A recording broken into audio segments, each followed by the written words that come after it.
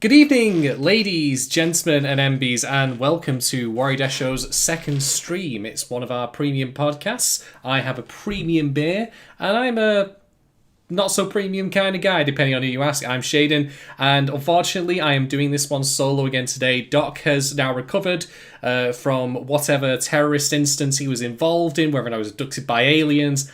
I don't know.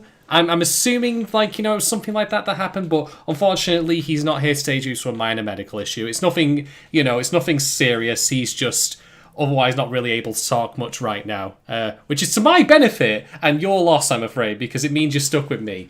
Also, my camera's inverted the wrong way around this week, but who cares? It's fine. Anyway, we're here to cover the final 2 episodes of Vivy Fluorite Eye's song, because this show has been awkward all the way through in terms of its structure, in terms of episode counts. It's been a little bit of an awkward one to fit around our usual schedule. So indeed, we are here to cover these final 2 episodes. There was a special release just in the past week or so, actually, yes, and episode 14, whatever that is. This episode 14 is just a recap of everything that happened. I haven't bothered watching it. I don't feel any need to watch it. No one's even mentioned it to me. I just happened to spot it when I was rewatching the episodes earlier today. And to be frank, given how I feel about how the show ended, that's why I have no inclination to watch it. I don't care. Spoilers for my mood for the rest of the day and the rest of the stream here on this one. I'm not going to have a lot of nice things to say, unfortunately. Some good stuff here and there, of course, though. I will definitely be talking about that. This will probably also be a shorter stream as a result, because for one, it's me flying solo. You've got to listen to the sound of my voice and no one else's, which for some people is a good thing, and for many others is a terrible, horrible thing that should be banned under the UN Convention. And secondly, because we've only got 2 episodes and there's not an awful lot to say about them, but I nonetheless do have things to say, and we do have Patreon questions to answer. Speaking of which, if you want to get involved in our Patreon for a little while, ask us a couple of questions about the shows we're going, get involved in picking our next round, pop over to patreon.com/Warui Deshou and have a look there, see what you think. Plenty of rewards for all involved who get involved in there, and also access to our Discord, where we've got a lovely little community of wonderful people of sterling character. You can quote me on that, put it on the box if you want. And it is indeed our patrons who are getting the questions near today. By the way, for you, those who might be listening to this free swear and thinking to yourself, wait a goddamn minute. Do I get a plot summary of these episodes or not? We historically don't do plot summaries for stuff we cover on second stream or Deshou the Third. We will provide context as we go through talking points, and that's what I plan to do here. I am going to rely somewhat on chat to clarify a couple of small bits here and there, because these episodes were mildly confusing to me. Things didn't make sense. Things happened. I thought, wait a minute, that doesn't seem right. Not sure about this. A lot of beard scratching and rumination was necessary, and I came no clearest to an answer on that. But anyway, so Patreon questions right after a quick sip of this lovely little Cloudwater beer. That's a good IPA, that. Right, first batch of questions comes from Johnny Rackham, also known as Bottom Tier Rackham previously, but he shed his bottom tierness. He was always a top tier guy, though, to be fair, is Rackham. He's a good lad. But he asks the following. Do you believe the Vivy we see at the very end is the same one we've been watching, or a copy or sister robot made in her honour? So. Oh, God. So, okay, this ending, this after credit sequence in episode 13, what happens essentially is that Vivy goes back in time again and manages to sing her way, I think, maybe it's not clear, I'll talk about that separately, into causing the archive to not destroy humanity, although it gets a bit pissed at that. But again, separate to the point at hand. But in doing so, Vivy deactivates because the song that she's singing will deactivate all AI in the world that have been connected to the archive, including her, except Elizabeth. I'm not going to dwell on that because honestly, there's this whole ending set of episodes feels like it's barely holding together. It is a house of cards that will collapse if you don't actually put your hands around it. Like, a stiff breeze would literally cause this show to fall apart at this point. But anyway, besides the point, what happens is after the credits, Vivy reawakens. She now has short hair, which is the nicest thing I can say about this post-credit sequence. She looks very cute with short hair. I will be honest about that. Matsumoto says, hey, your name is Vivy. You're here to sing and make people happy with your singing. There are people outside. Let's go. She wakes up in a sort of random room that has just one chair and a piano, and I have no idea why it's laid out like that. It's very strange. It's ostensibly meant to be like a, you know, happily ever after for our heroine who's been through so much, but it's also kind of crap. But anyway, do I think it's the same one we've been watching, or a copy or sister robot made in her honour?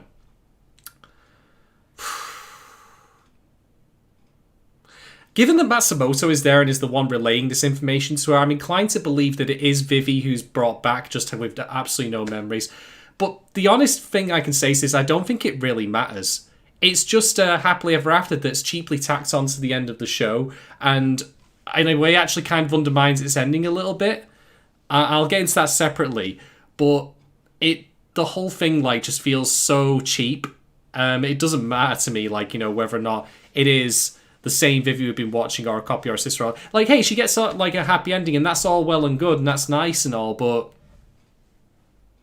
I don't know. Just felt like it came completely out of left field because it wanted to fill out time, perhaps. Anyway, next question from Rackham goes something like this. Considering the obvious tension that was caused by the AI uprising, do you find it significant that the Vivy at the end is in a separated enclosed performing space as opposed to having no barriers between her and a human audience? That drink was to help me cope. Well, Matsumoto did say let's go, so she was planning on leaving that room anyway, so there's no enclosure or like restrictions from her being there. Never mind that if there is such paranoia about AI in this, post-apocalypse where things are back to normal, why is she even allowed to come back? That in itself could be something that would be interesting to discuss. I don't know. Doesn't matter, because again, it's a very, very cheap tacked-on closing scene. So no, I don't think, for one, that she is actually enclosed, and for two, the show, like, the questions that Rackham is asking here, and I mean no disrespect to him, like, are questions that the show itself should have answered. Are AIs, like, broadly accepted again after the post-apocalypse, you know, after the credits? Like, in whatever span of time has passed between the end of the war and when we see short-haired Vivy. Like, these are questions that are things the show should be asking and should be interrogating about itself and its overall intended outcome, what it wants to say to us. Popping this on at the end is just crap. I hate it, to be quite honest. I actually think it also undermines the ending of the show because, for better or for worse, like, the show's overall conclusion is, okay, Vivy didn't actually stop the initial stages of the war. Many people, tens, if not hundreds, if not thousands of people, were still killed by the AI going apeshit. That has still happened. We see a human curb stomping, kicking, like, you know, stamping on an AI that's now deactivated in the closing credit sequence.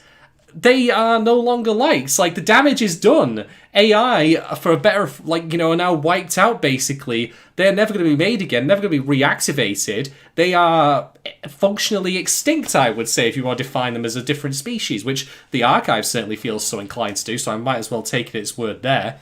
So, that though, like, then her coming back, like, okay, what did that, like, was there like a change in like viewpoint in this world of Vivy that, okay, maybe AIs aren't all so bad because Vivy herself wasn't so bad? I don't know. I mean, at the end of the day, this is something the show should be answering. I shouldn't have to interrogate it and try and figure this out.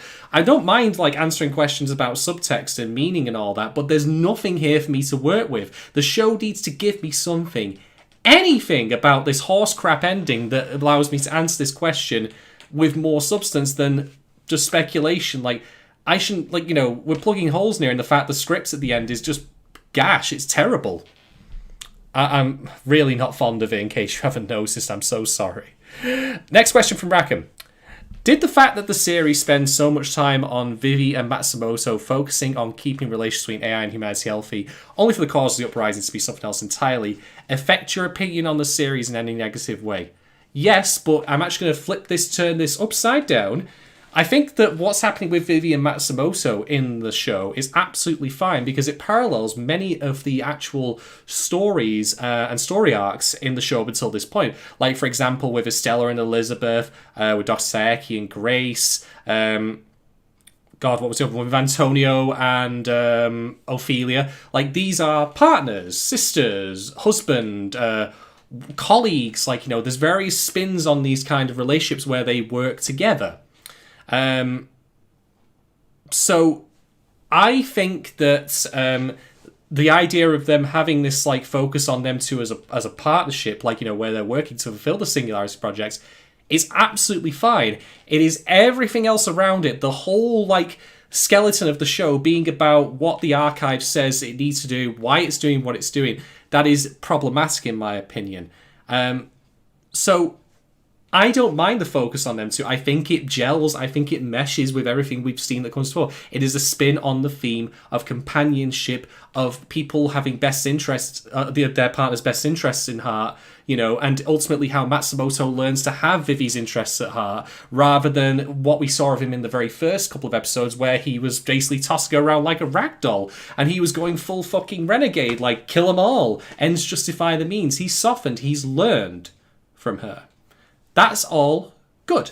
I like that. I like it a lot. I don't like everything else that's covered around it with the archive and why it's doing what it's doing. I will address that separately, though. But to answer Rackham's question, no, the focus on the relationship is fine. The focus instead on the archive's plans is garbage. All right, quick sip. Ah, boy, oh boy. Right, let's see. Next question is from Rackham and goes, has this show in any way changed the way you think about artificial intelligence, its potential and its possible future use towards creating something akin to sentient or living beings?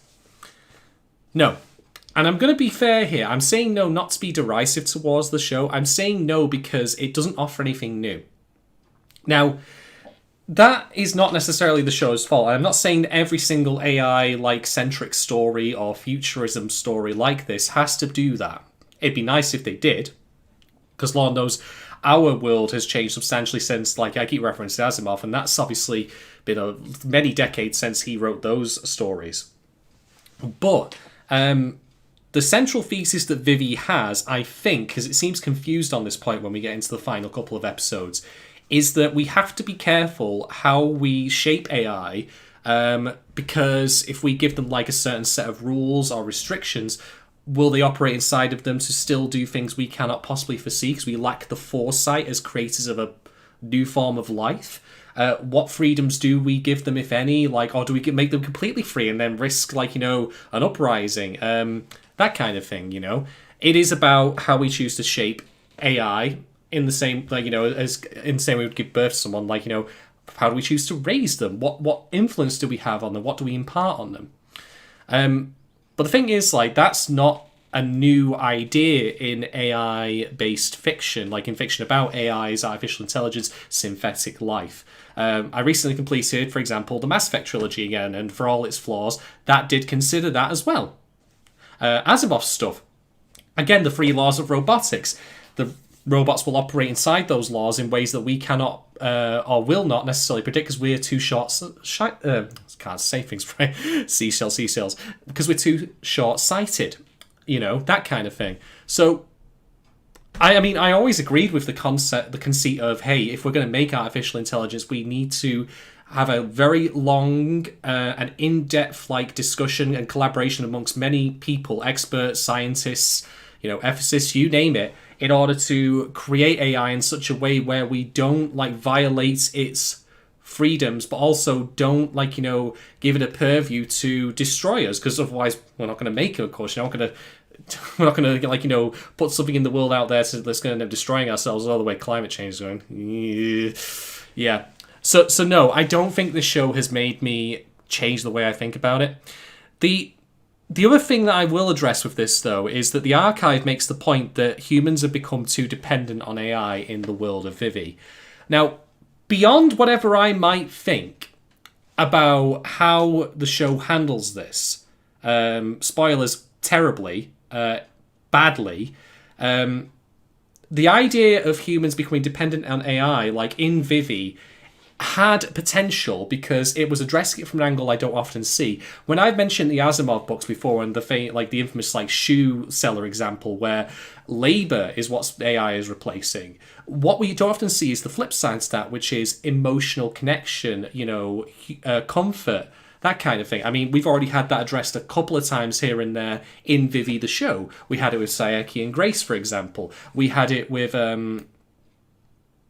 Toad guy, the cyborg dude, whatever his name was, and his piano android, and how he like felt like hurt by his loss, like they was treated so trivially.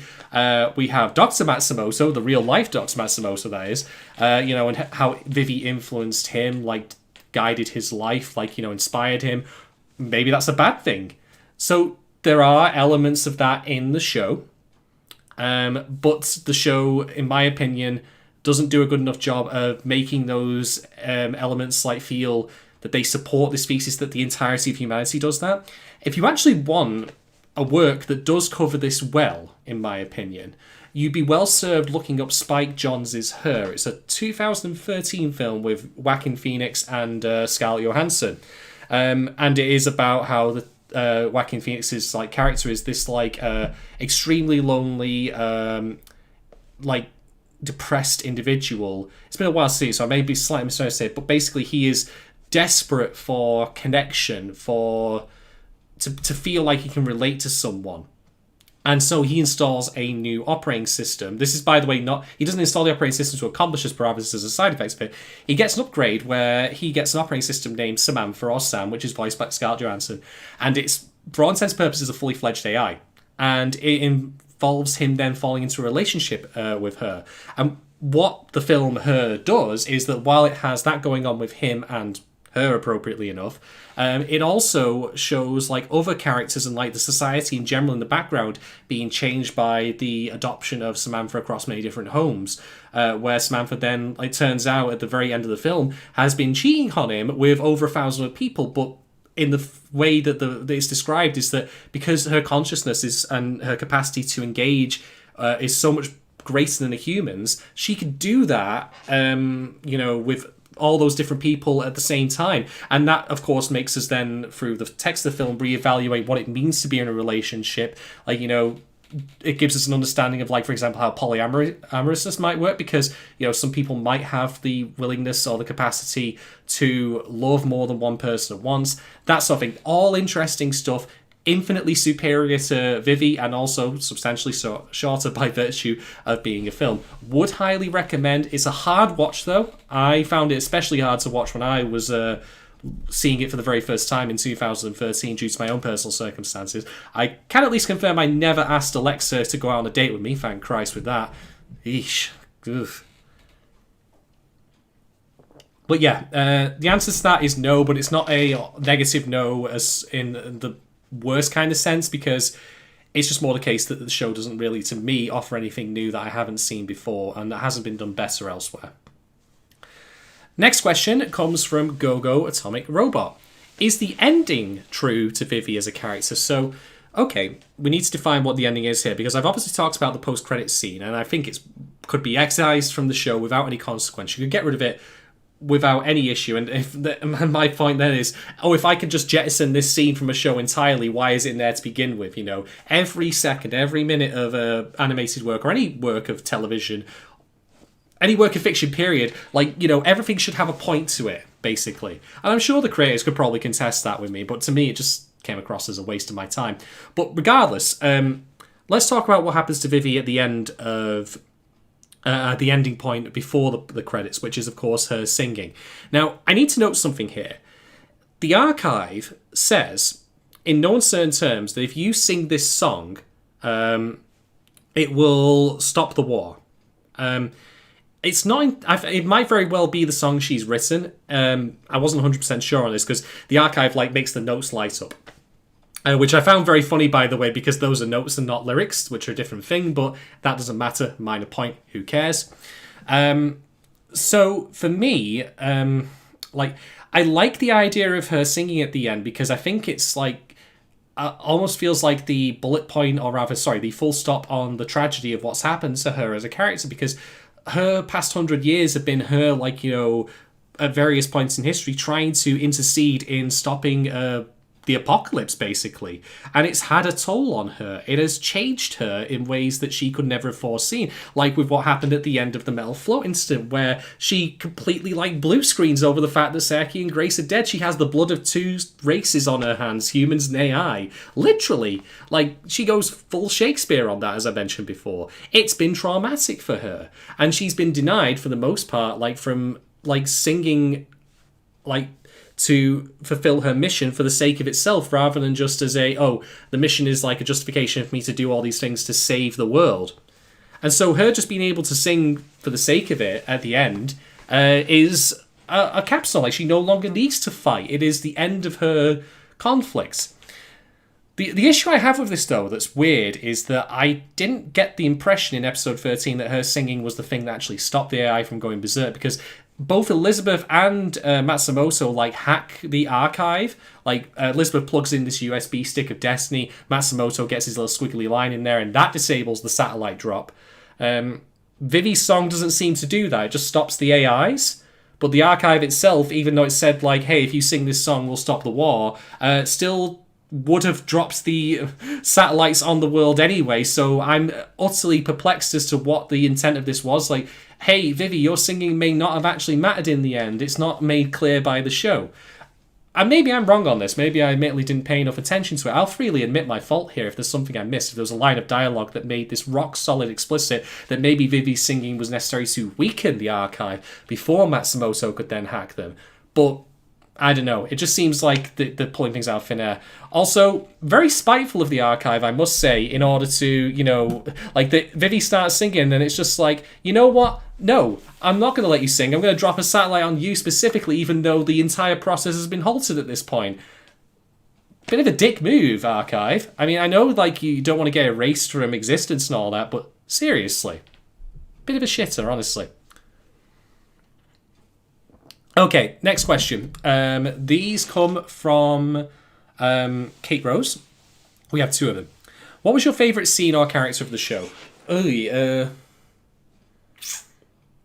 was my favourite scene or character of the show? That's an interesting one, because make no mistake, like, I'm complaining about these last two episodes. I think they sucked. I thought they were terrible. I thought they were a terrible way of ending the show. But I did enjoy the show overall, mainly because I think the journey was far more interesting than the destination. Like, all of the individual story arcs were interesting in their own right. They were good. They were fun to watch. Like, you know, we had some good character stuff going on in there. It could have been stronger, admittedly, because some of the more interesting stuff I wish the show tackled seemed to be on the sidelines. But that's neither here nor there. So, anyway, the favourite scene. Gosh. This is hard. I'm probably going to say one of my favourite scenes was the conclusion to the Elizabeth and Estella arc. Because it was genuinely tragic what was done to them. I mean, it ties in with the theme I've said about how, you know, like, let's be careful what we do with AI, how we raise them, how we, you know, treat them. You know, we should basically treat them as sentient beings, as sapient individuals. And they, of course, were split apart, and then one was treated so badly that she ended up actually wanting to kill several hundred people through dropping the Sunrise Hotel. And then we had the beautiful ending for the two of them, you know, where they both sacrificed their lives after coming to a reconciliation, and we see their spirits, or what is supposed their spirits, fly off into space, like, you know, the birds being free. It was spectacular. It was a great ending to that. By the way, the reason why I'm bringing this up as well, because even though it is a great scene, that these episodes ruined that utterly, because Elizabeth is back. I know that she came back in episode 11, but I was convinced that she would have a purpose in these episodes. I was convinced that she would, for example, fight against Vivy. She would be involved in, you know, maybe having an opposed perspective where she realizes, like, oh, actually, no, I do want AI to take over the world. Humans have done nothing but abuse and neglect us. Why should we protect them? But no, Elizabeth is in here for fight scenes. And something with, like, whatever his name's granddaughter was in the wheelchair, which I didn't get anything from that whatsoever. It just really sucks me that they brought her back, because it kind of undid the poignancy of that ending of the Sunrise Hotel story, and how, you know, for both of them being like, separated and treated very differently, one of them being based on an expendable item, a piece of hardware chucks away, like when your TV breaks. They both got to, go to some kind of spiritual ending. Like, they both were, in the eyes of, like, whether or not you want to say it's something like, like divine or whatever, like a deity, I don't know. It was the way the show presents it as flying birds, but regardless, like, they were shown as equal people, like, souls. And that was really poignant. Like, I thought it was great. I just wish the ending of the show hadn't fucked it up, but what can you do? What can you do? So, next question. What would you have changed in the show to better stick the landing of the end? Alright, okay, this is the big one. The archive says that humans depend on AI too much.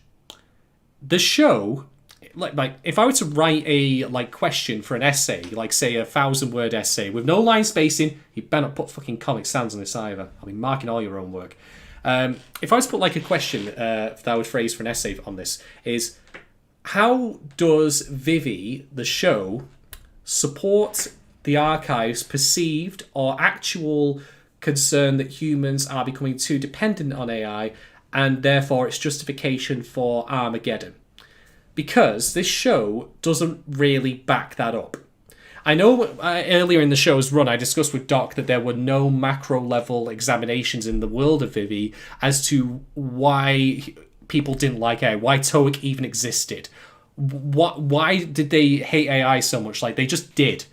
And I eventually pushed that to the wayside because after discussion with Doc, I was like, okay, if the show is ultimately not going to really be about that, it's going to be more about what happens to individual characters, and then maybe this idea I thought of let's be careful, like what we do when we raise and create AI. We the creators, we the they're gods. Like we've got to do right by them. Then I don't really need to know what TOEIC's opinion on this is. But no, the archive has like this little vignette of like various scenes, like including why can I not remember his name? Jesus Christ. What was his name again? Blah, blah, blah, blah, blah, blah, blah. Hugo. There it was. Hugo. I don't know. I can't remember Hugo's name. But yeah, like Hugo, he, there was that scene like of him, like, seeing his being picked up by his piano playing android teacher when the car crash happened. That's really all we saw. Like the others were like, people protesting in the streets. Why? Why are they doing that? Why do they not like AI? And I'm not saying that there's no reason not to like AI. I want their justification. I want their justification to be fleshed out. It doesn't need to be right. It doesn't need to even be true necessarily. I just want to hear what people have to say in this world of the show that backs up why there is this anti-AI movement. And similarly, I want to see from that why the archive has actual concerns that humanity has become too dependent on AI. Because if we go through all the arcs of this show, it's so gossamer thinly backed up, it's actually kind of mind-blowing. So the first arc, of course, was Vivy saving the Assemblyman. Now, you could argue that maybe he was dependent on AI there, but really, the only reason that he was saved by Vivy was because she had foreknowledge of the future. That's it. If you'd given that to a human, then it wouldn't have, maybe they could have intervened as well. It's not specifically her being an AI that saved the day. It was her having the knowledge to do so that saved him. And mainly then there was the scene later, of course, when he was rescued from the building. But if I might be so blunt, that's one incident, That's just one thing there in isolation. It's not like, that human, like, anti-terrorist groups or cops or whatever are rendered obsolete versus, versus AI. At least not from what we've seen here. Okay, so there's that. Then there's the sunrise. The only way you could argue humans are dependent on AI in that situation is that the AI take them to escape pods and get them off the station. That's it. Or maybe you might want to say, Hugo needed Elizabeth to do what he needed to do. And I'm like, again, this is a singular incident. Where's the wider societal implication here? The sunrise story, good as though it was, does not back up this thesis of the AI's perceived or actual concerns about, humans being too dependent on AI. Doesn't work. The metal float one with Grace and Saeki. Okay, you could argue that this is again ties into what I said about Spike Jonze is her. humans started to get with robots, with AIs. It's the Futurama skit, where are all the football stars? They became too dependent on non-living people for emotional connection and sustenance, when they should have really been finding that with other human beings. Okay, I can get behind that, but again, that's barely addressed in the actual episodes proper. Like, no one, has any discussion with Doc Seki that maybe his affection for Grace is wrong. It's not good enough.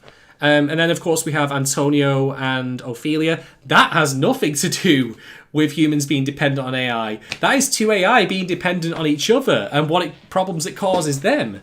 So the examples we do get where you could in theory slot in they're too dependent on AI as evidence for the archive's perspective are paper thin, and they apply to singular events. They don't apply to wider society, which is crap.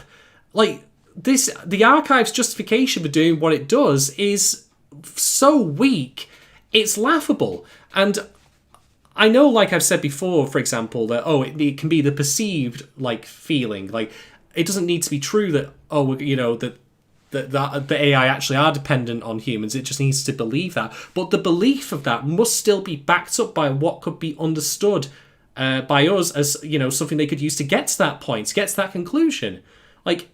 The idea of making us a well-rounded villain or antagonist in a story is that you disagree with their overall goals and perspective, but you understand how their unique set of events, the things that have happened to them, the things they have seen, their philosophies and all that, could lead them to think, the way they do. It's the fucking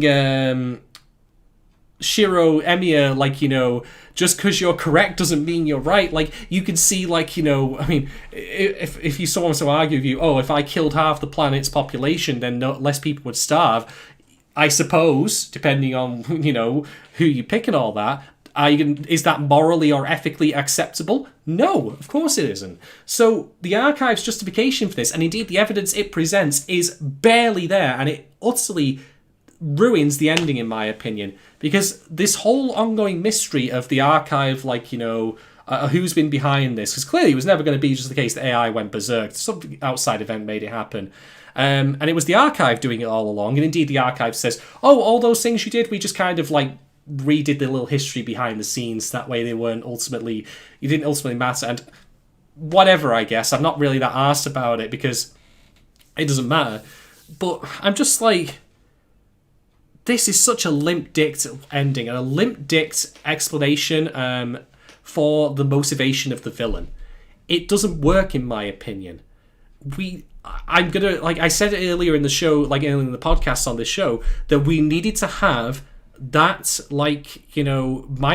macro level societal look at how humans are becoming too dependent on AI and what the concerns of anti-AI people are. Even if I don't agree with them, at least let me have it so I can point to the show and say, that's their opinion, I don't agree with it, here's why. We didn't get any of that. The archive's concerns are based on stuff we don't see as the audience. We can't ultimately understand from its perspective why it's doing it.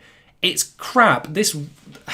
I'm so mad at this because basically, I've said with Doc, we don't get shows like this often. We don't get shows that are high concept sci-fi like this. And we certainly don't get shows, I should stress, that are like Vivy, where the perspective is from that of one of the AIs. The thing that came to mind because of how bad the ending was and how bad it overall felt to me was the iRobot film with Will Smith. And yes, there is an AI character in there. I can't remember his name. But it's not about him, it's about Will Smith's character. And funnily enough, that film had a better, more complete ending and justification for its central AI wanting to overthrow humans, which is that humans continually act against their own self-interests by destroying the environment, putting causing misery on other humans. So clearly, as per the law of robotics, we must take over in order to put them in their place, make sure they stop destroying themselves as a species. That fucking terrible adaptation of Asimov's work, that B-grade popcorn flick, has a better, more coherent rationale for its AI villain than Vivy does. Fuck's sake, honestly. But anyway, that brings us to the end of our Patreon questions. So thank you very much to everyone who submitted those. For reasons that I will not get into right now, we are going to be discontinuing the Patreon in about 3 months' time or so. But that does mean with our next round of shows, you do have the opportunity to get in on them, give them, your thoughts, ask us questions on them. So if you want to join up just for for $3 or so, just for a little while, feel free to check that out. It'll allow you to also pick our next show for second stream, and Deshou the third. You pay the $5 tier. Definitely do check it all out. Funnily enough, the questions have pretty much addressed all the points I was going to bring up, because there is just admittedly very little to say. The post-credit scene is crap. I absolutely hated the archives, motivation and how weakly set up it was. It was all just not very good. And the thing for me, is I was talking with Doc again about how we don't get shows like this around, and I'm kind of on the mindset, cynical though it may be, that if this is all we ever will get for high concept science fiction, where they just don't stick the landing, they don't justify their own premises, or do the truly interesting examinations that I would like to see, why should we even have them? I mean, it's kind of astounding to me that of the 2 shows our patrons picked for us to watch this month, this being, of course, Vivy and bottom tier character Tomazaki, they are diametrically opposed in terms of their quality curves. Tomazaki started out terrible and got really good at the end. Vivy started out pretty promising and good and got terrible at the end. This is not how these things are supposed to work. It's hilarious. So yeah, in the end, I just feel like I've watched Cardo all over again, because the other thing I should mention, actually, the one thing I was going to say that wasn't covered by this, is the show ends with the destruction of AI and presumably them being banned worldwide. We've put the genie back in the bottle. End credit sequence with Vivy and post credit sequence with Vivy and Matsumo notwithstanding, because the mood of the people afterwards in that credit sequence is, I'm going to stamp on this dead AI. Tons of people are dead. There's no logical reason to think that people would allow AI to continue in their current form, lest it happen again. The only AI that does survive somehow is Elizabeth. Not that makes a blind bit of difference, to be honest.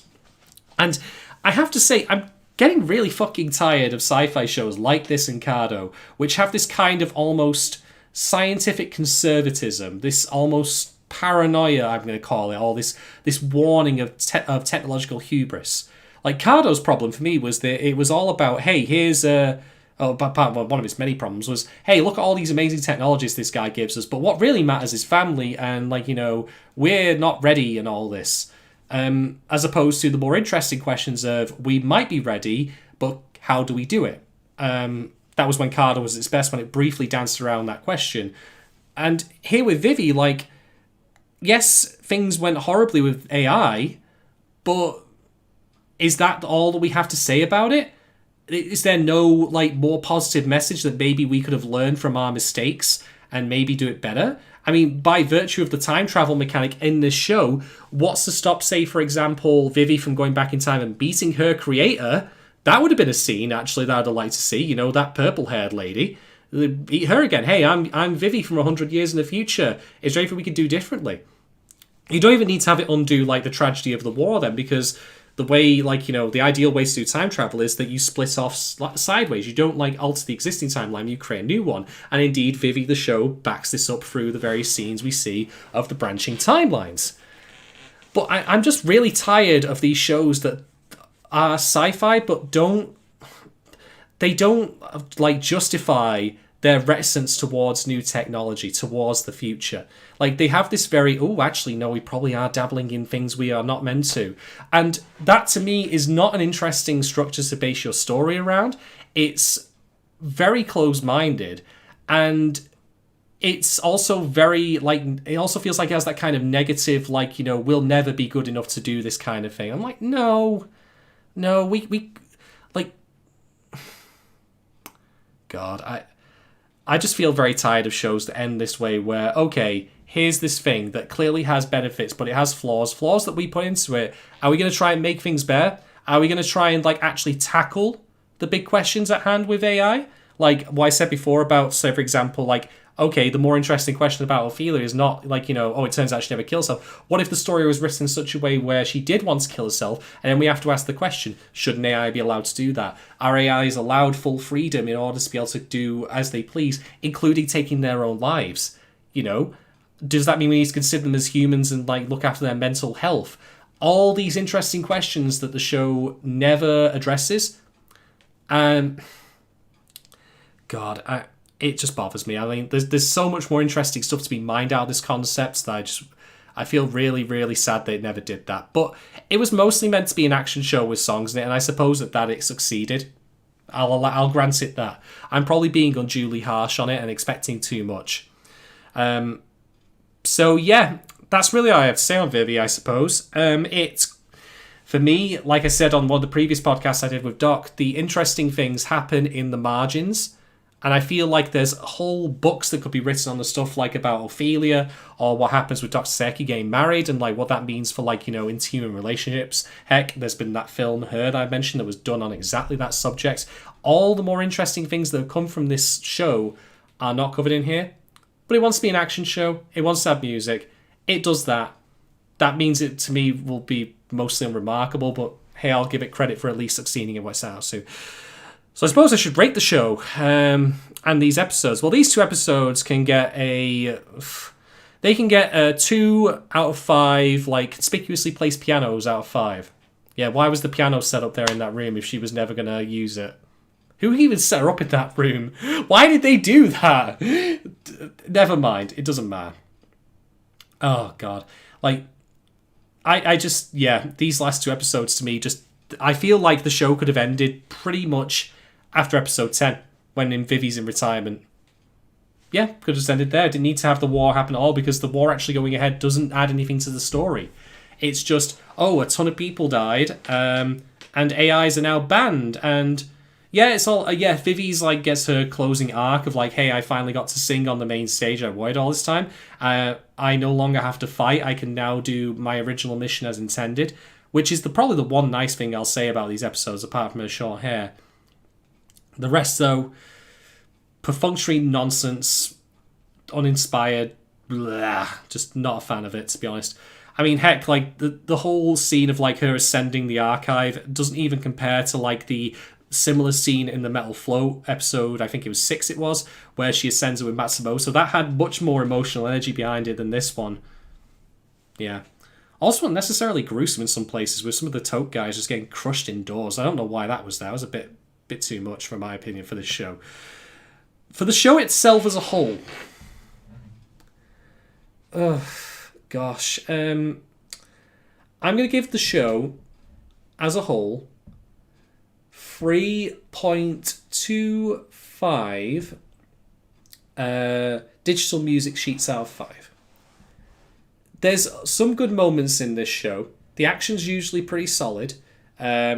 It's got some interesting ideas behind it, but it only ever seems to bring them up as bullet points and never flesh them out beyond that.